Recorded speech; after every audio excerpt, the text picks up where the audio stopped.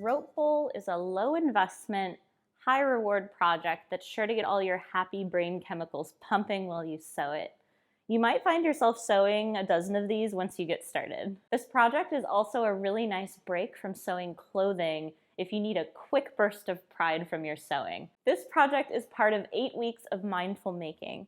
We're sharing some of our favorite quick, scrap-busting sewing tutorials, plus a couple of new projects.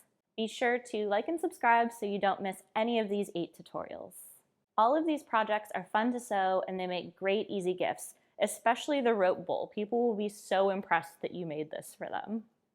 In this video, you'll learn how to make a bunch of different kinds of rope bowls, along with learning some tips for adding decorative touches and finishing details. Let's go.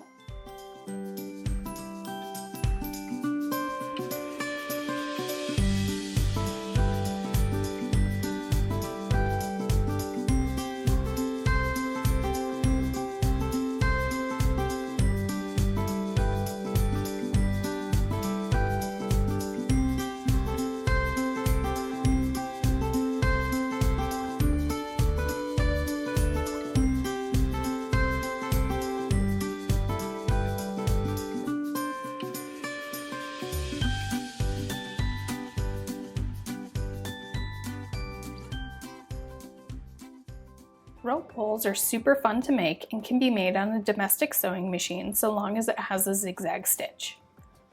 Rope bowls can be used to organize sewing notions and projects or anywhere in your home, and there are a ton of ways you can customize them to fit in with your decor. To make a rope bowl, you'll need some cotton cording, macrame cord, or even some bulky yarn, denim needles, several spools of all-purpose polyester thread, and of course your sewing machine. The method for creating a rope bowl is simple. All you're doing is adding new rope to the body of a bowl with a zigzag stitch. Decide what shape you'd like the base of your bowl to be.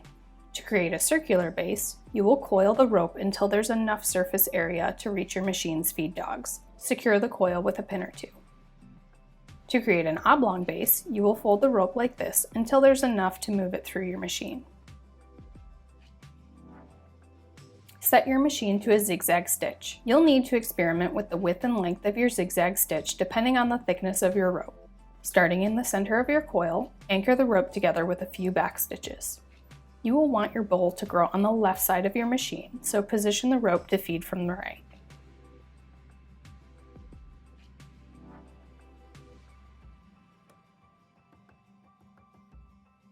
Once the center is secured, you can begin adding new rope. Position your presser foot between the base and the new rope.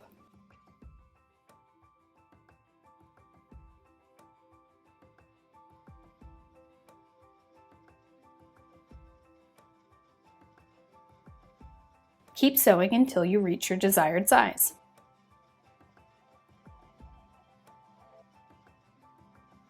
Once the base is the size you want, it's time to make the walls. It's a lot simpler than it seems. With your bowl still under the presser foot, bring the base up like this, then just continue sewing.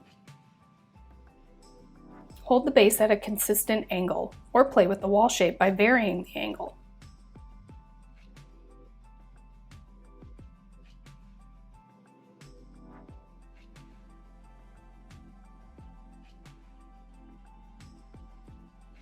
To add a new length of rope, simply backstitch the end, then join a new length with a few back stitches and continue sewing.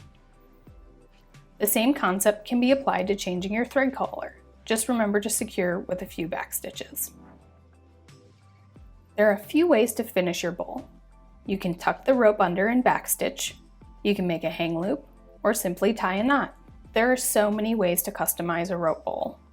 You can use different colored thread, change the shape and size of the base, make different sizes, add handles, straps, and closures, use different colored rope, dye the rope or finished bowl, add fabric shapes or wrap the rope in fabric, play with backstitching to create denser areas of color and patterns. You can even have fun with paint by painting the rope or painting the finished bowl. The possibilities are endless.